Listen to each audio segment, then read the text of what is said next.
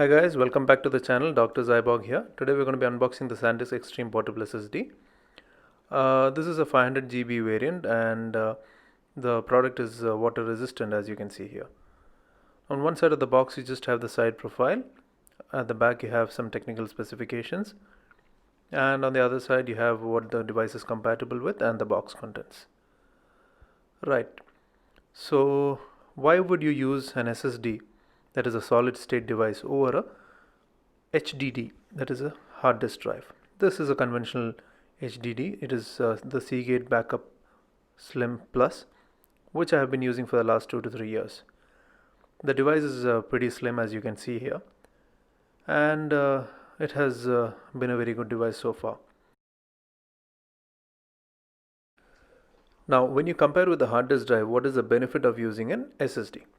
That's what we're going to talk about right now. So, an SSD is a solid state drive, whereas this one has moving parts. So, an SSD is much more reliable, and the possibility of data loss is very minimal, and it is much faster. As you can see, it says around 550 Mbps. That's pretty huge, I would say. Whereas a hard disk drive has a moving part. The possibility of data loss is there. It can get slower over time. You can lose your data, and it is not as reliable, and the speed is definitely much less compared to a SSD. So SSDs are the future. There is absolutely no doubt about that. In my opinion, everybody should invest in an SSD. Only problem is that SSDs are going to be more expensive when you compare with these hard disk drives. They have gotten cheaper over the last couple of years, but still they're going to be more expensive when you compare with a hard disk drive. Now, like I mentioned before, this particular hard drive is a 2 TB version, and it cost me almost as much to buy this particular SSD, which is just 500 GB. So you can imagine. Now let's keep this aside and let's see what's in the box.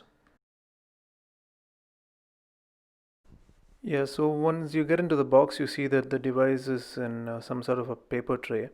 Let's keep it here. And first impressions, it's pretty light and compact. I wasn't expecting it to be this light. There's a simple plastic wrap around it. Wow, that's slim. Let's keep it here for a second and let's see what this booklet says. It's the usual, so I'm just going to ignore it. And there's a short cable also. Let's see the cable now. The cable is a USB Type-C to USB Type-C, and the device is also USB Type-C. Yep, that's USB Type-C right there. I'm not surprised. There seems to be some kind of an adapter as well. Let's see what that is. So there's USB-C and USB-C on the other end. Let me just get this out. So this is a USB Type-C to USB Type-A adapter. As you can see, it's blue in color. So it's going to be USB 3.0, 3.1, so that's pretty fast. And it just clips into place. You can see two arrows and it just clips into place. Now you have a USB Type-A to USB Type-C cable, and that's pretty convenient. Let me just take this off. The cable is short, sturdy and compact. So I like the build quality. Right, so let's just keep it here and see the device itself. Now I'm going to take this plastic wrap off for a second. Yeah, that feels really good in the hand. It's some sort of a matte finish, and yeah, let me just show you one sec. The product definitely feels great in the hand. The back has some sort of a rubberized coating with the SanDisk branding, and it says 500 GB. The back is pretty grippy. So that's what the device looks like. Very slim, very compact. Just one port down there, the USB-C.